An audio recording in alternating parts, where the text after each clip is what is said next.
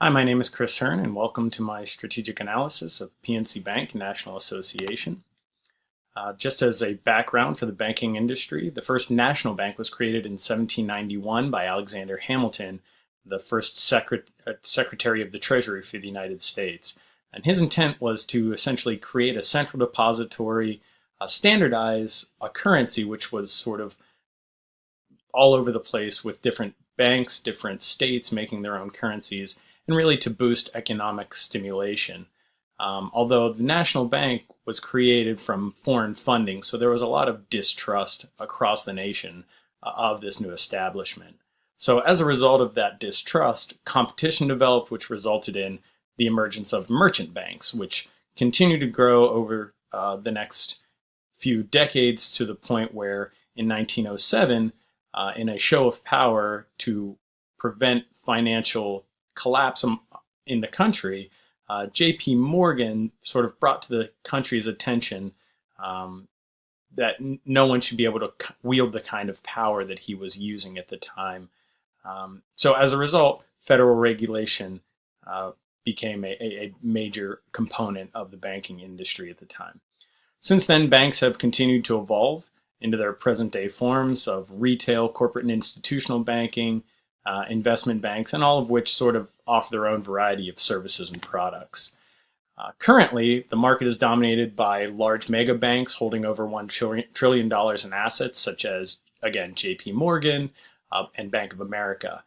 Sort of the next level down, there are a lot of large regional banks, community banks, and credit unions. Each of these, again, offers their own products and services, such as mortgages, commercial loans, merchant services, treasury management, investments, and in whole, these banks generally earn the most of their income on interest that they earn on the loans that they provide out to the public. As you can see from the graph, about 50% of all of a bank's assets are actually in loans on which the banks earn interest at varying rates based on risk, collateral packages, dollar amounts, etc.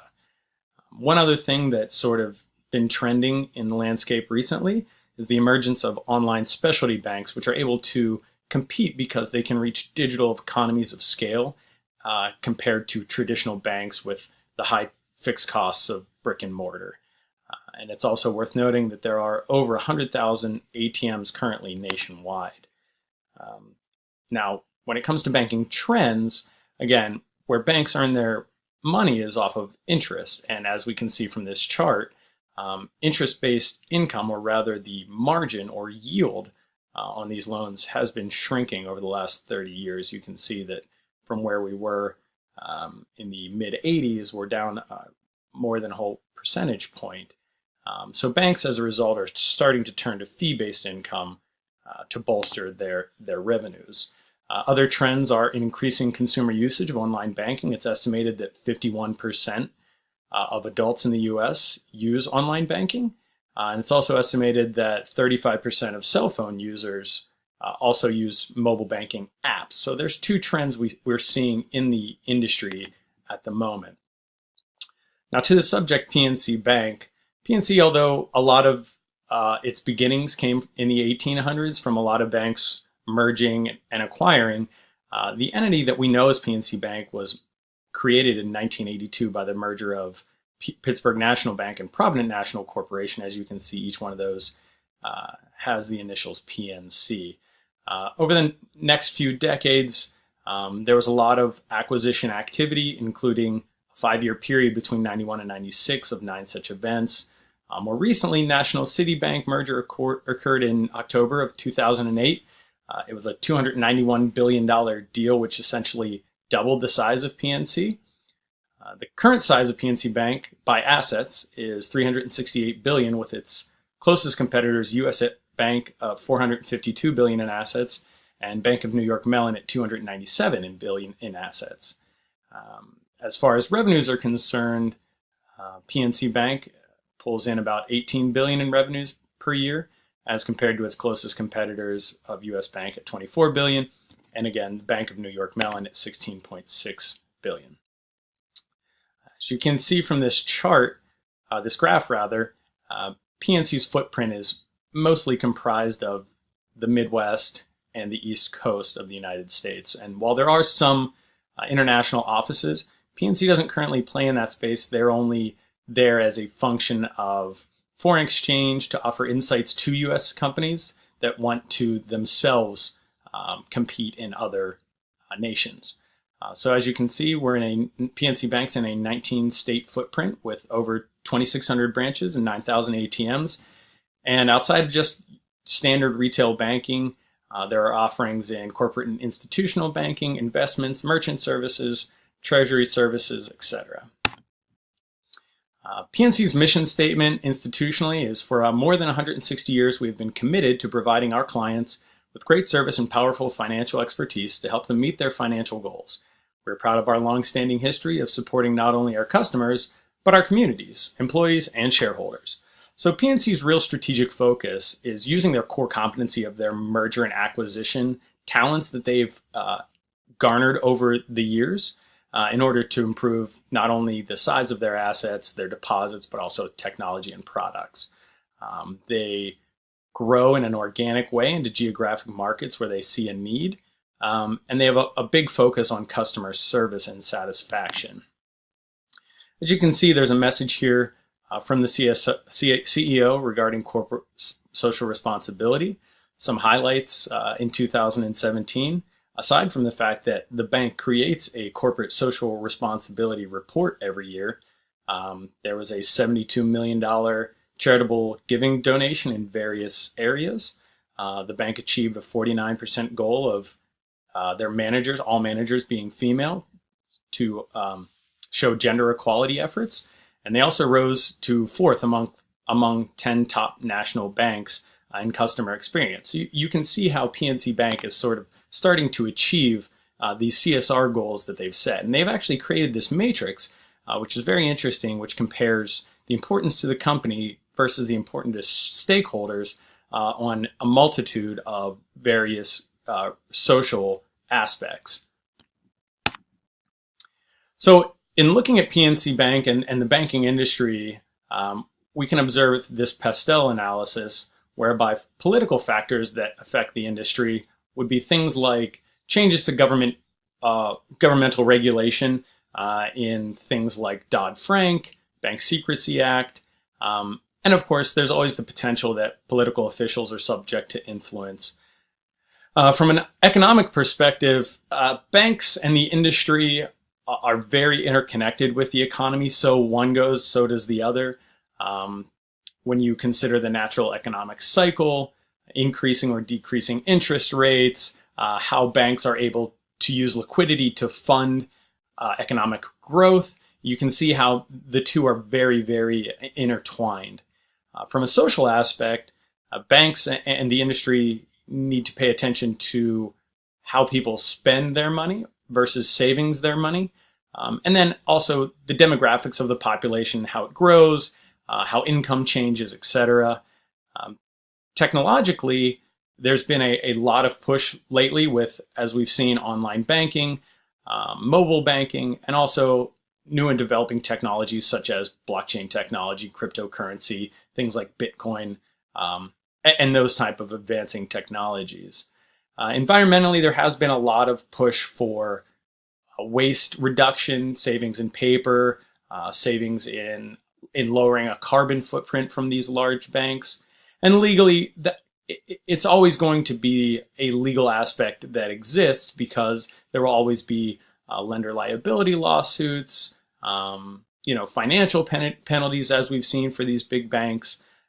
So you can see how the environment is greatly affected by these various aspects. From a five forces analysis, we can see that the threat of new entrants, traditionally would have been much higher just because of the amount of capital, the amount of brick and mortar needs associated with creating a financial institution, not to mention the regulatory aspects. However, as we mentioned previously, with the emergence of online banks who are reaching economies of scale digitally, the threat of new entrants is lower. Power of suppliers is a medium to high force. Suppliers are people who deposit funds into the bank, which is then used for capital. Since there's low switching costs between one bank and another, it's important for banks to stay competitive on the terms of services and benefits. Similarly, power of buyers are usually the same types of consumers who are purchasing products from the bank who offer the best pricing or the most benefit. And this force is actually increasing as a result of things, again, like online wallets like Zelle and Venmo. Threat of substitutes is a high force. There is low or no cost direct transfer applications, again, Venmo, PayPal, and Zelle, internet-based banks and services. And of course, cash is always still available as a substitute to, using a bank for transactional purposes.